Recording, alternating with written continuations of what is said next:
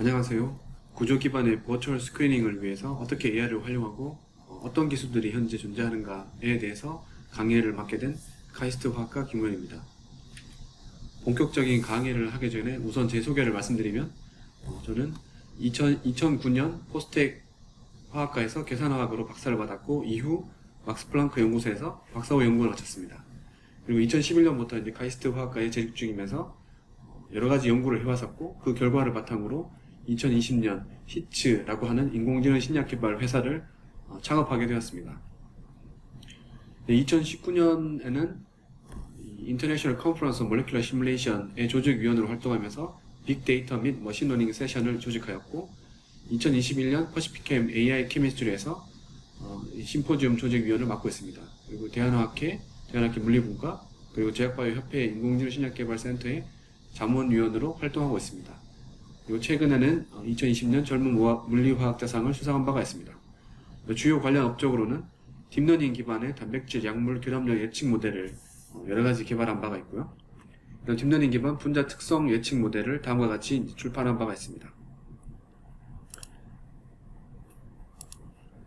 생성 모델 기반에서 분자를 설계하는 딥러닝 알고리즘을 여러 편 출판하였고, 이제 그래프를 이용해서 분자의 구조를 분석하고 또 분자의 화학적인 특성 혹은 화학 반응을 예측하는 논문을 여러 편 발표한 바가 있습니다.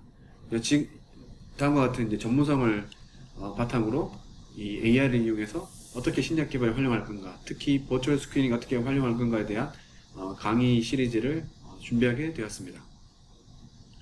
이 강의의 목적은 요약하면 다음과 같습니다. 첫 번째, 신약 개발 분야에서 인공지능의 올바른 역할 기대 및 그 한계를 파악하는 것입니다. 두 번째는 좀 더 구체적으로 들어가서 이 강의 주제에 맞는 프로테인 리간드 인터랙션 예측 위주의 신약 개발 인공지능 활용 현황들을 조사하고 그리고 다양한 모델들의 장단점을 파악하는 것을 두 번째 목표로 하고 있습니다. 셋째, 향후 자체 개발 또는 다른 인공지능 신약 개발 회사와 코업을 할 때 올바른 방향을 스스로 판단할 수 있는 능력을 배양할 수 있도록 돕는 것이 이 강의의 목적이라고 할 수 있습니다.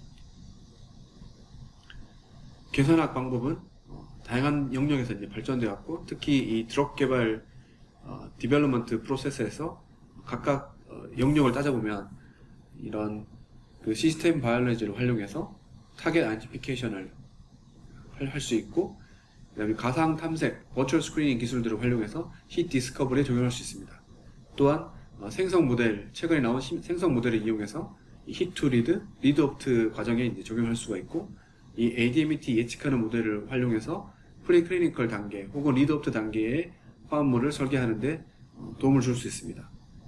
그리고 그 임상 단계에서는 유전체 분석이나 또 다양한 바이오마커를 분석함으로써 좀 더 효율적으로 임상을 시도할 수 있게끔 도와주는 이 컴퓨테이션 방법들이 개발되어 있습니다. 본 강의에서는 이 다양한 방법들 중에서 히트 디스커버리, 주로 히트 디스커버리에 활용되는 가상 탐색 기술에 초점을 맞춰서 현재까지 개발되고 있는 AI 모델들에 대해서 살펴보도록 하겠습니다. 이 AI라고 하는 게 본격적으로 등장하기 전에 좀 더 넓은 범주에서 컴퓨터 에이디드 드럭 디자인이라고 하는 분야가 파생되었습니다. 이 분야는 지금 보시는 것처럼 이 컴퓨터를 활용해서 이제 버추얼 스크리닝 뿐만 아니라 리드 옵티메이션까지 이제 수행하게 되는데요. 크게 보면 두 가지 방법으로 분류할 수 있습니다. 첫 번째, 이 구조를 기반으로 하는 Structure Based Drug Design, 줄여서 SBDD라고 하고요. 그 다음에 단백질 구조 없이 리간드의 구조만 활용해서 드럭을 디자인한다고 해서 리간드 베이스드 드럭 디자인, 줄여서 LBDD라고 하는 방법이 있습니다. 구조 기반 같은 경우에는 이 단백질 구조가 필요할 거고, 이 단백질에서 그 약물이 결합하는 바인딩 사이트가 알려져 있어야겠죠. 그리고 이후에 도킹이나 스코링을 통해서 이 버추얼 스크리닝을 수행하고 실험에 활용할 컴파운드를 선택하게 됩니다. 그리고 이제 최적화를 하게 되죠. 이 리간드 베이스드 같은 경우에는 단백질 구조를 직접 활용하는 대신 이 다양한 약물들의 실험으로 얻어진 특성들을 활용해서 이 Q사 방법을 적용한다거나 혹은 파마코포 모델링을 통해서 적절한 약물을 버추얼 스크리닝에서 선택하게 됩니다. 그리고 이후 과정은 똑같이 진행되고 있습니다. 이 CADD의 목적은 아주 큰 어떤 그 컴파운드 라이브러리, 보통은 이제 수백만 개 혹은 뭐 수십억 개가 되는 컴파운드 중에서 직접 실험에 활용할 소수의 컴파운드를 선택하는 겁니다. 이렇게 실험을 통해서 이제 수백만 개를 탐색할 수 없기 때문에 이 개수를 줄여줌으로 해서 시간과 비용을 절약시키는 거죠. 그래서 이 LBDD와 SBDD가 크게 활용되고 있고, 본 강의의 핵심 주제는 이런 SBDD에 이제 제한되는 것이고, 이때 활용되는 계산 방법들이 도킹, 몰레큘러 다이내믹스가 활용되고 있습니다. 단백질 구조 같은 경우에는 이런 엑스레이 혹은 다른 방법을 통해서 얻을 수가 있고요.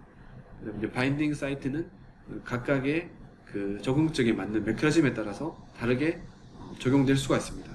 이러한 정보들이 이제 주어진다면은 우리가 구조 기반의 드럭 디자인을 수행할 수 있겠죠. 다음과 같은 토픽을 가지고 강의 시리즈를 준비해 봤는데요. 첫 번째는 버추얼 스크리닝이 뭔가에 대한 소개를 간단히 하고, 이후에는 이 버추얼 스크리닝에 왜 AI를 활용해야 되는가에 대해서 다루도록 하겠습니다. 이제 세 번째 강의에서는 이런 AI를 활용한 버추얼 스크리닝에서 활용될 수 있는 다양한 데이터들을 소개를 할 것이고요. 그다음 이어서 버추얼 스크리닝에 활용되는 다양한 AI 방법들을 차례대로 소개하겠습니다. 네 번째 강의에서는 이 3D CNN을 활용한 방법들을 소개할 것이고, 다섯 번째 강의에서는 그래프 컨볼루션 네트워크이라고 하는 방법을 소개하겠습니다. 그리고 여섯 번째 강의에서는 이런 CNN, GCN 또는 다양한 방법들을 하이브리드 어프로치에 대해서 소개를 해드릴 것이고요.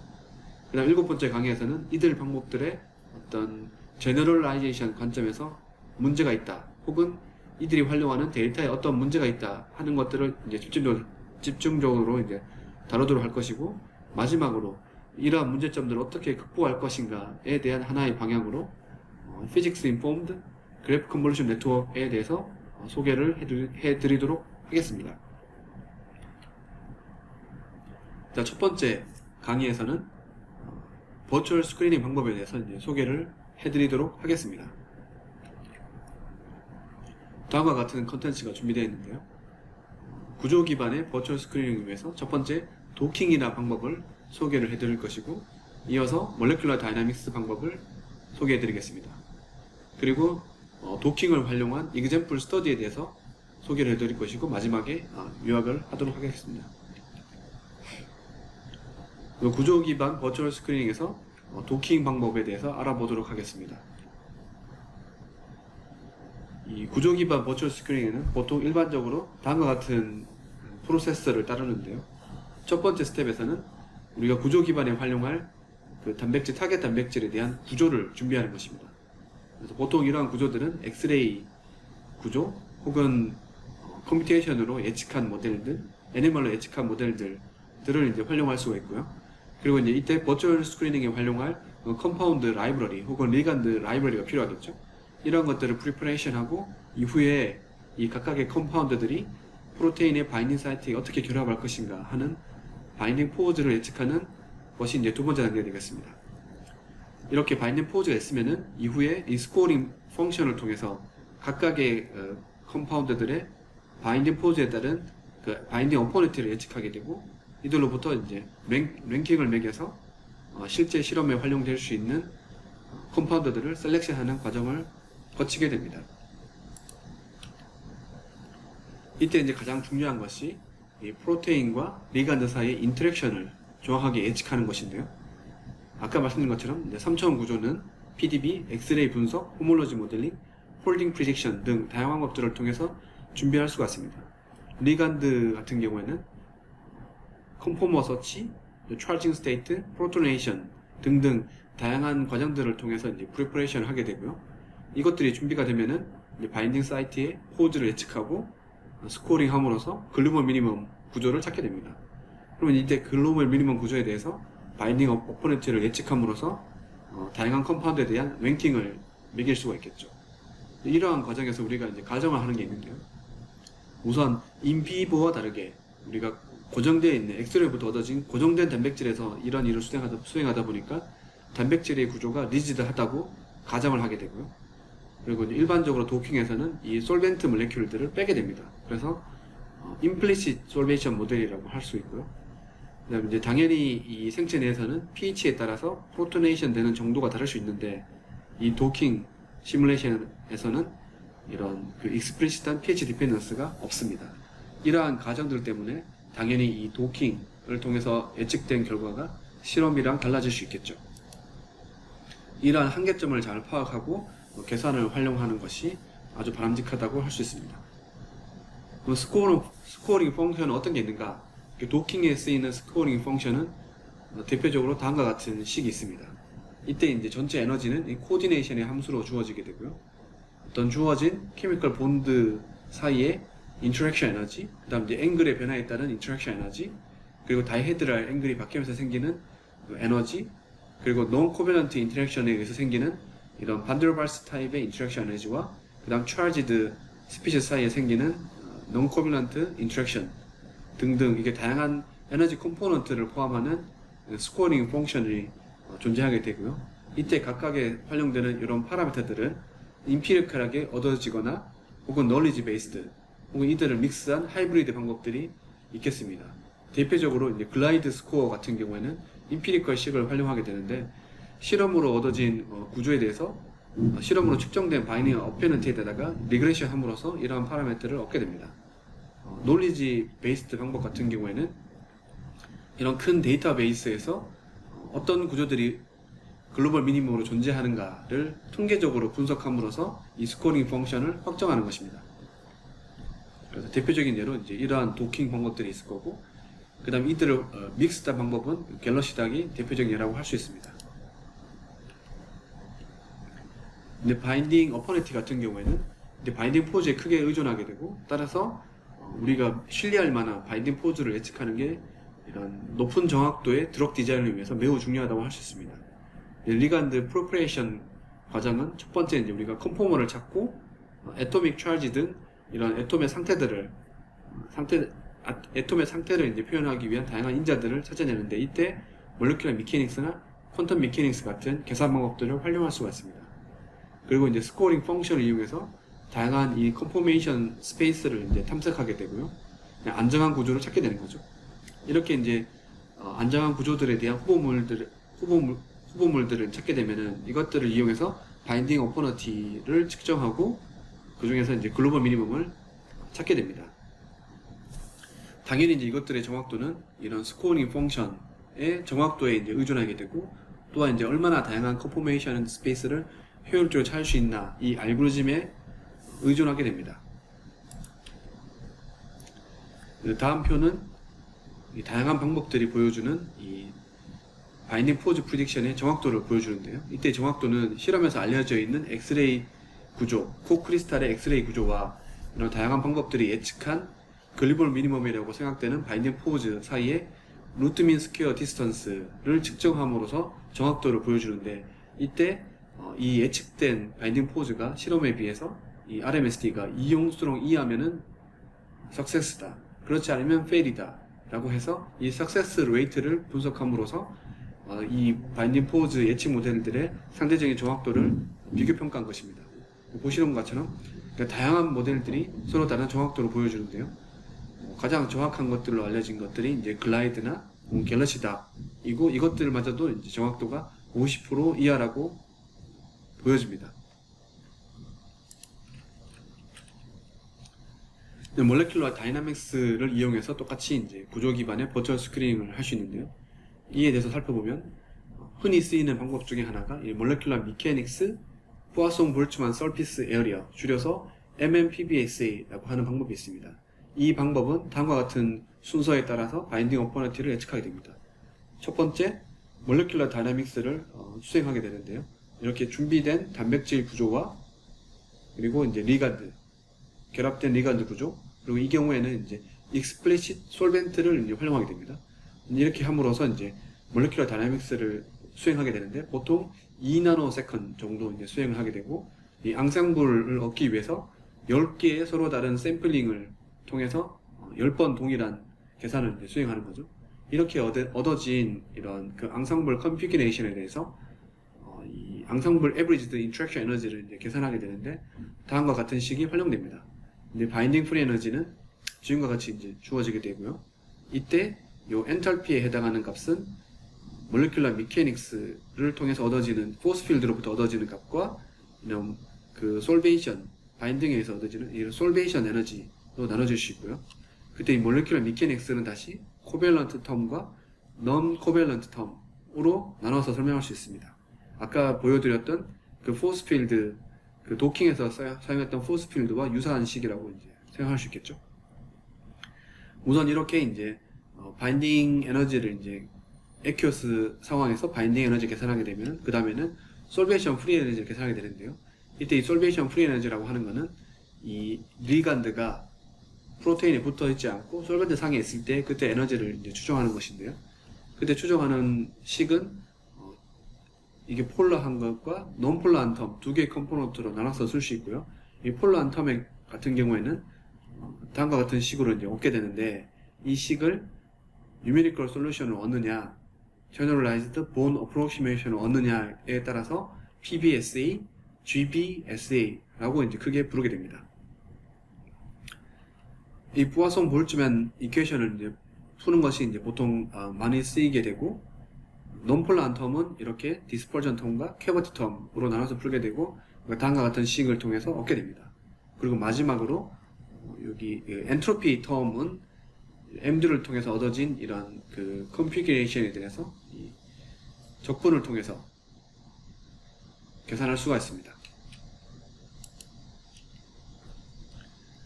MMPBS보다 좀 더 정확한 방법으로 알려져 있는 것이 이제 프리에너지 퍼터베이션 또는 터모다이나믹 인티그레이션이라고 하는 방법이 있는데요. 이 방법 같은 경우에는 첫 번째 MMPBS와 같이 몰레큘러 다이나믹스를 통해서 앙상블 컨피규레이션을 얻게 됩니다. 이 경우에는 MD보다 좀 더 오랫동안 계산을 수행해서 계산을 수행하게 되는데요. 보통 10나노세컨 정도를 계산하게 되고 30번 서로 다른 시드로부터 이제 반복되는 계산을 해서 앙상블 컨피규레이션을 얻게 됩니다. 이 경우 보통 하나의 GPU를 활용했을 때 하나의 컴파운드에 대해서 2-3일 정도 걸린다고 알려져 있습니다. 바인딩 에너지는 다음과 같은 과정을 통해서 이제 얻게 되는데요. 첫 번째, 이 컴파운드 A의 바인딩 프리 에너지와 이 컴파운드 B의 바인딩 프리 에너지 사이에 상대적인 바인딩 프리 에너지를 얻게 되는데요. 이 그림에서 보는 것처럼 이 컴파운드 A가 언바운드 돼 있을 때와 바운드 돼 있을 때 이 차이가 델타 G1이라고 할 수 있고, 그리고 이제 리간드 B와 리간드 B가 서로 바운드 되어 있고 언바운드 되어 있을 때의 차이를 델타 G2라고 할 수 있습니다. 이때 이 리간드가 프로테인에 다이렉트하게 붙는 과정을 시뮬레이션을 통해서 모사하게 되면은 굉장히 오랜 시간이 걸리겠죠. 그래서 이제 슬로우 프로세스라고 할 수 있고, 마찬가지로 이것도 이제 슬로우 프로세스일 겁니다. 이 두 개를 각각 계산하는가 대신 이런 그 바인딩 프리 에너지가 스테이트 펑션이라는 것을 활용해서 이 다음과 같은 식을 우리가 이용할 수 있습니다. 이 델타 G1과 델타 G2 사이의 차이는 결과적으로 델타 GA와 델타 GB의 차이가 될 것이고, 이때 델타 GA라고 하는 것은 이 리간드 A가 솔베이션 환경에서 리간드 B로 바뀌는 과정에서의 프리 에너지 차이라고 할 수 있고, 마찬가지로 이 델타 GB 같은 경우에는 이 리간드 A가 프로테인에 이제 바인딩 되어 있다가 이 리간드가 리간드 B로 바뀌는 이 과정 속에서의 프리 에너지 차이라고 볼 수 있을 것이고, 이때는 각각의 환경이 동일하기 때문에 훨씬 더 빠른 계산을 통해서 이 델타 GA와 델타 GB를 얻을 수 있겠죠. 그리고 이제 이 차이를 이용해서 우리가 궁극적으로 얻고자 했던 델타 G1과 델타 G2 사이에 이제 차이를 얻게 됩니다. 이 과정에서 이 리간드 A가 리간드 B로 이제 바뀌게 되는 이런 어떤 케미컬 트랜스포메이션 과정을 거치게 되는데요. 이 케미컬 트랜스포메이션 과정이 사실은 실험에서 일어날 수 없는 거잖아요. 그래서 이거를 계산상에서 이제 표현하기 위해서 소위 터모다이나믹 인티그레이션 이라는 과정을 거치게 되고, 이 터모다이나믹 인티그레이션은 다른 게 아니라 이 리간드 A에서 리간드 B로 바뀌는 이 부분이 시간에 따라서 천천히 터닝 온 되면서 이 부분에서 생기는 이 포스 필드 값이 천천히 이제 켜지면서 에너지의 변화를 계산할 수 있다는 것입니다. 얼마나 빨리 이게 스위치 온 되는가 하는 걸 나타내는 게 이 남다가 될 것이고, 이 남다 파라메타는 일반적으로 약 한 30개 정도 포인트에 대해서 이제 샘플링을 하게 되고, 그것들에 대해서 이렇게 인티그레이션 함으로써 델타 GA, 델타 GB 값을 얻게 됩니다. 이거를 이제 프리에너지 퍼터베이션 또는 터모다이나믹 인티그레이션 방법이라고 이제 부르게 되고요. 이 FEP가 이전에 MMPBSA 혹은 MMGBAS보다 훨씬 더 정확하다고 알려져 있습니다. 대신 더 오랜 시간이 걸리게 되겠죠. 그리고 바인딩 포즈 프로딕션에도 우리가 몰레큘러 다이내믹스를 쓸 수가 있는데요. 이 MD 샘플링은 도킹과 다르게 이런 그 프로테인의 다이내믹스를 적용할 수가 있습니다. 그리고 몰레큘의 다양한 플럭추에이션 형태도 이제 표현할 수가 있게 되는데요. 예를 들면은 리플리카 익스체인지를 통해서 이제 우리가 글로벌 미니멈을 서치했을 때 도킹에 비해서 얼마나 정확한가를 보여주는 예시가 이제 위에 그림과 아래에 그래프라고 할 수 있는데, 이게 이제 도킹에서의 구조고 이게 MD로 얻은 구조가 됩니다. 이게 크리스탈에서 구조고요. 얼핏 보면 서로 다 다르지만 얘가 이 그림이 이 크리스탈에 좀 더 가깝다는 것을 볼 수 있고요.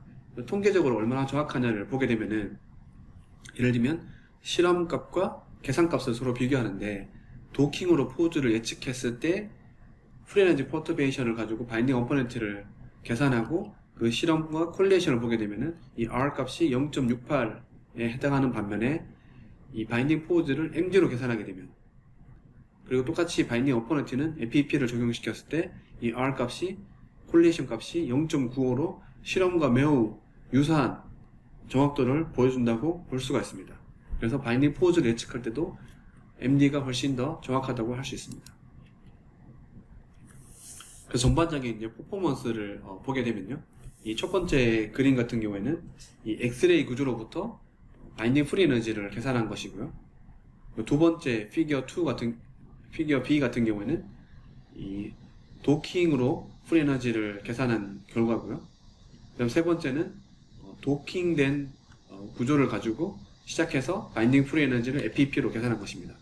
이 세 개의 그 값을 실험과 같이 이제 콜레이션을 비교해 보면은, 첫 번째 이 엑스레이 구조로부터 FEP를 통해서 프리 에너지를 계산했을 때 이 비교가 이 전반적으로 이 전체적인 에너지 값이 이 실험에 비교해서 2kcal 포몰 안에 다 이제 들어온다는 걸 알 수 있고, 많은 경우에 1kcal 포몰 안에서 바운드된다는 걸 볼 수 있습니다. 그리고 이제 실험과의 콜레이션도 보면은 0.77로 매우 높은 상관관계를 보여주고 있습니다. 반면에 도킹으로 예측한 이 구조와 도킹으로 예측한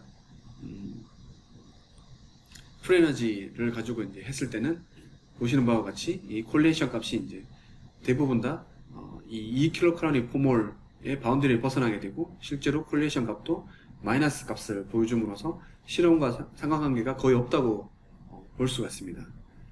그리고 도킹된 스트럭처를 가지고 프리에너지 퍼터베이션을 했을 때는 이 엑스레이 구조에서 활용한 것보다 조금 더 정확도가 떨어지긴 하지만 여전히 이 2kcal 포몰 안에 대부분 다 들어간다는 걸 볼 수가 있고, 이 결과로부터 우리가 알 수 있는 것은 이 도킹 포즈, 바인딩 포즈가 얼마나 정확하냐에 대한 기여가 중요하지만, 동시에 이 주어진 바인딩 포즈로부터 프리 에너지를 얼마나 정확하게 계산하느냐가 훨씬 더 이 정확도에 큰 영향을 준다는 것을 동시에 이제 보여주는 그림이라고 볼 수가 있습니다.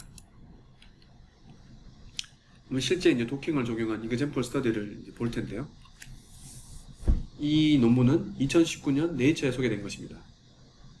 이 제목이 Ultra Large Library Docking for Discovering New Chemotypes라고 해서 굉장히 많은 숫자의 컴파운드를 담고 있는 어떤 버추얼 케미컬 라이브러리를 활용해서 도킹만으로 이제 이 버추얼 스크리닝을 수행을 했고요. 그 수행된 결과를 활용해서 실제로 이 케미컬들을 합성하고 이 바이오 에세이를 통해서 힛 디스커버리를 수행했을 때 어떤 실험 결과가 주어지는가, 어느 정도의 힛 레이트 혹은 힛 레이쇼를 주는가를 이제 실험으로 보여준 결과라고 볼 수가 있습니다. 이제 버추얼 라이브러리는 어떻게 만들었나 이 다음에 그림이 이제 그 라이브러리를 어떻게 만들었나를 보여주게 되는데요. 우선 이제 이렇게 이 7만 개 이상의 빌딩 블록들을 가지고 130개의 잘 알려져 있는 화학 반응을 통해서 다양한 컴파운드들을 가상으로 만들었습니다. 이 피규어에서 보여주는 것들이 이제 빌딩 블록들의 이제 예시를 보여주는 거고요. 이러한 빌딩 블록들을 활용해서 이 가상으로 화학 반응을 시켜서 만드는 이 프로덕트들의 이그젬플들을 보여주게 됩니다. 뭐 다양한 형태를 만들어낼 수 있겠죠.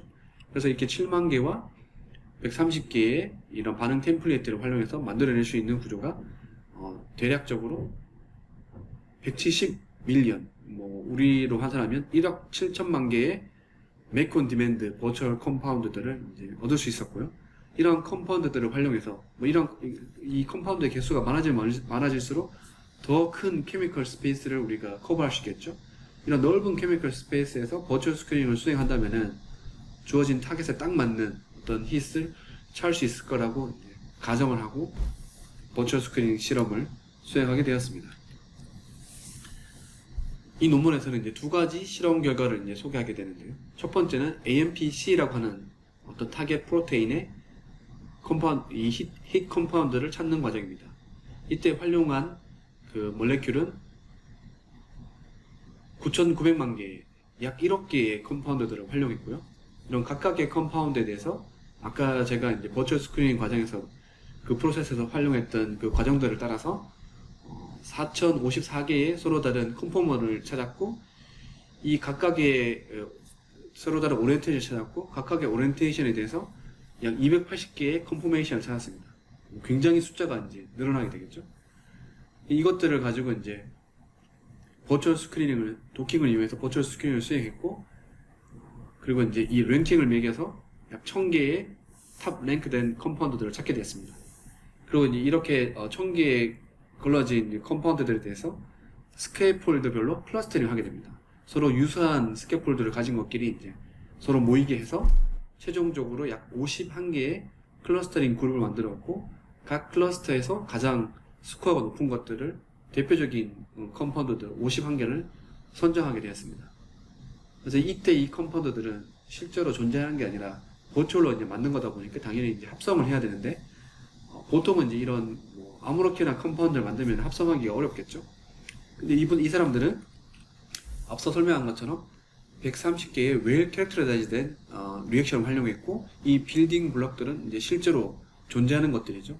이렇게 함으로써 좀 더 합성이 쉬운 것들을 합성이 쉬운 이제 버추얼 라이브를 만들었고, 실제로 이 51개 중에 44개, 즉 86%가 실제로 합성이 되었습니다. 그리고 이들을 통해서 이제 히트 디스커버리 바이오 에세이를 수행했을 때 한 5개의 컴파운드가 액티브하다고 이제 밝혀졌고요. 이때 이 액티브의 기준은 K의 값으로 1.3에서 440 마이크로몰. 뭐 이 기준은 이게 낮다고 생각할 수 있고 이제 높다고 생각할 수 있는데, 이런 정도의 범위 내에서 액티브 컴파운드를 찾을 수 있었고, 이 값이 이제 hit이라고 인정한다면은 약 hit 레이트가 약 11%라고 보고하고 있습니다. 이제 두 번째 예는 이 D4 리셉터에 대해서 버추얼 스크리닝을 이제 수행했는데요. 이때는 1억 3,800만 개의 케미컬들을 이제 활용하게 됐습니다. 아까와 같이 이제 이것들에 대해서 다양한 오리엔테이션을 만들고 다양한 컨포메이션을 찾음으로써 실제로 버추얼 스크리닝에 수행하게 된 이 컴플렉스의 구조는 70 트릴리언 개가 되고, 말하자면 70조 개가 되겠죠.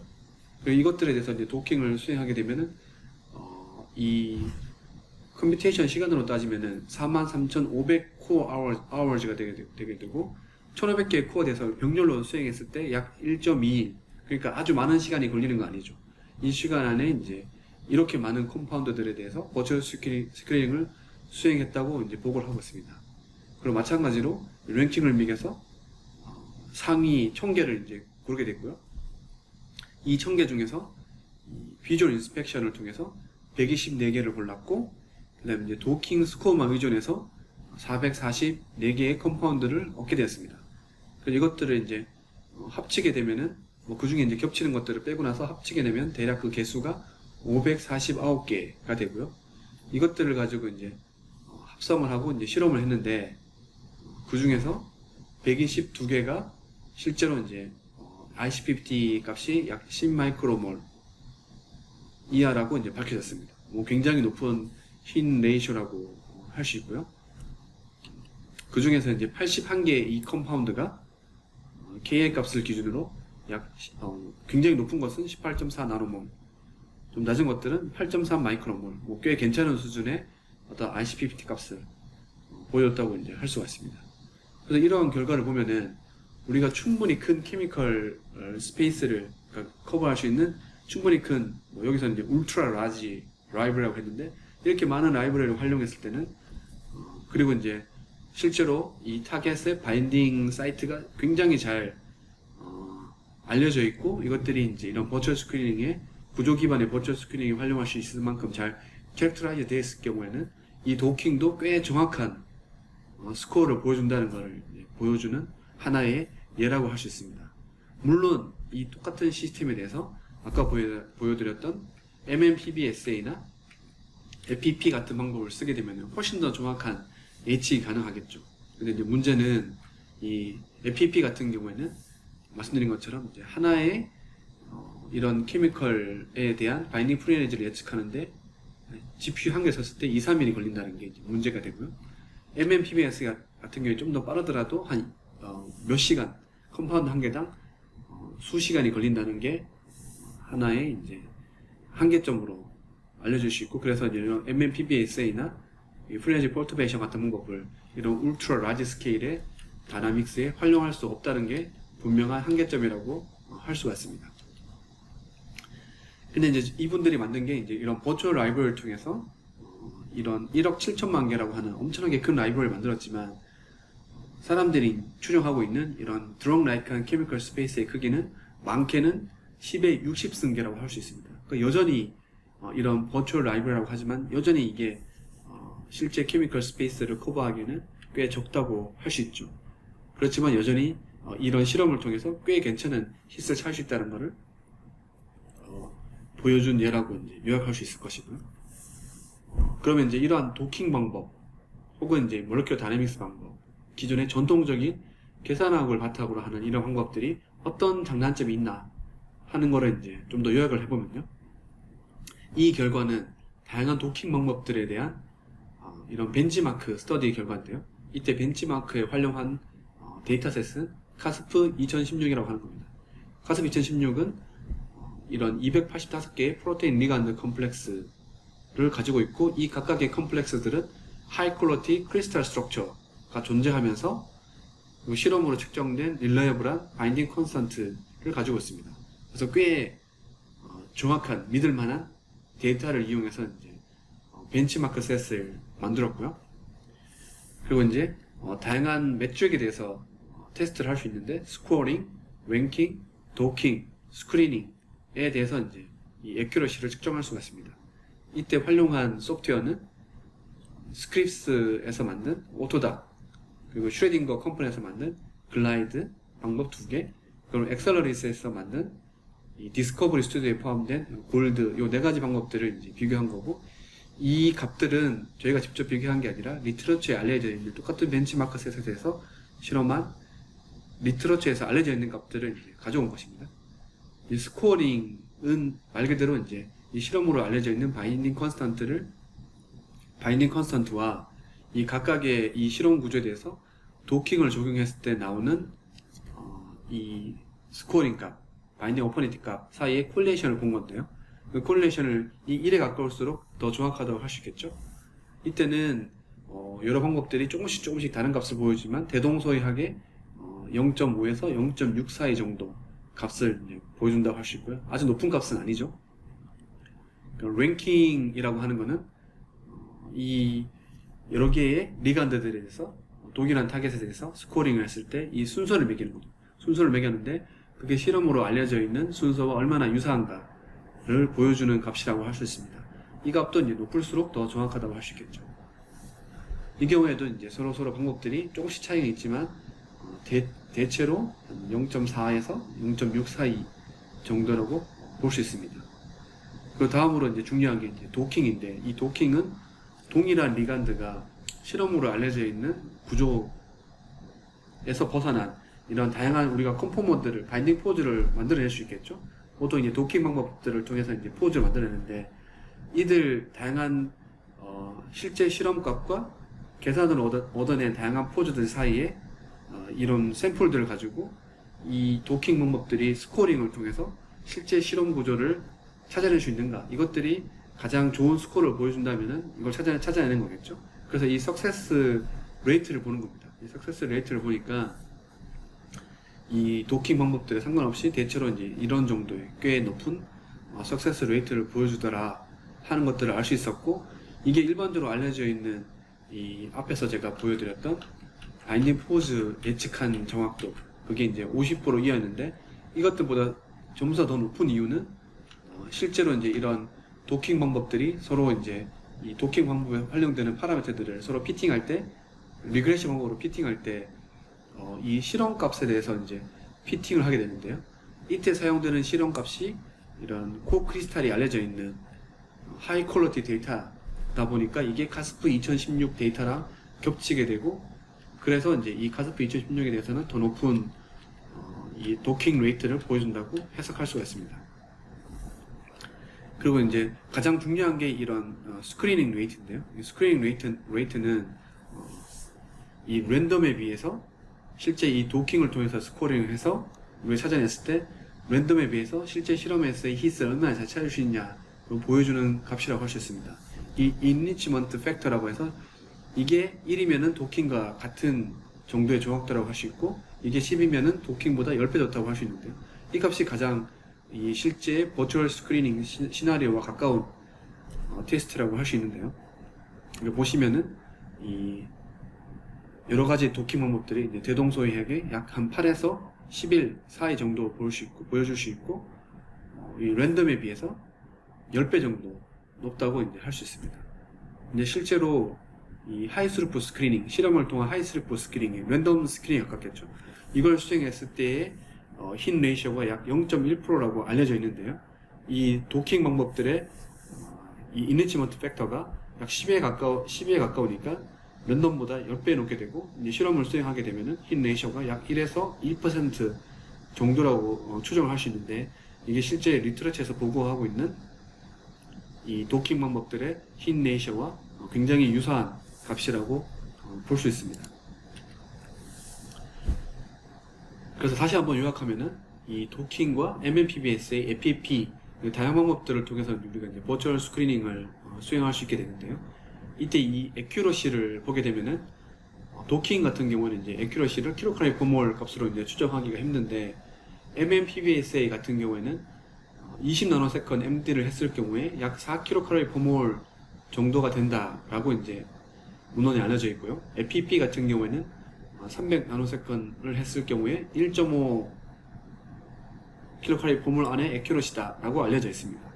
계산 시간을 보면은 도킹 같은 경우에는 CPU 하나를 활용했을 때 컴파운드 한 개당 약 1초 정도, 수초 정도 걸리는데, 반면에 MMPBSA는 GPU 한 개당 2시간, GPU 한 개당 2에서 3일 정도가 걸립니다.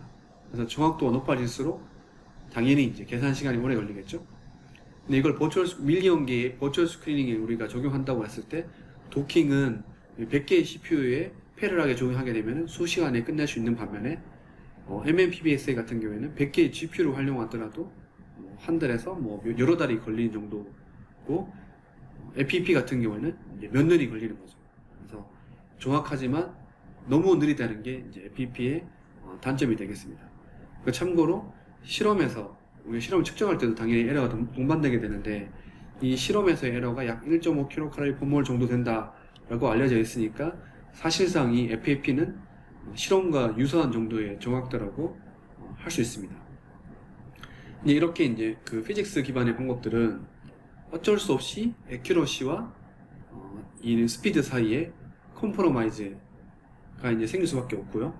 우리가 이제 어떻게 하면 정확하게 풀 수 있는지는 알고 있지만, 그 계산이 느리다 보니까 어프로시메이션을 하고 이 어프로시메이션 하는 수준이 점점 이제 더 많이 어프로시메이션 할수록 속도는 빨라지고 당연히 이제 정확도는 떨어지게 되겠죠.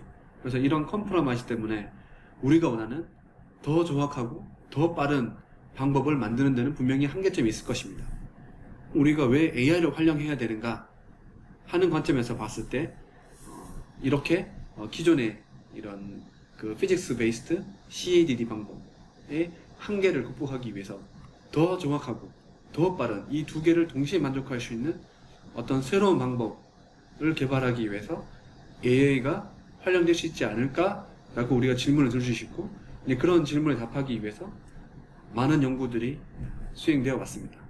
그래서 다음 시간에는 이 AI, 우리가 왜 버추얼 스크리닝에 AI를 쓰려고 하는가에 대해서 좀 더 자세하게 알아보도록 하겠습니다. 그래서 이렇게 이제 첫 번째 강의를 마치도록 하겠습니다.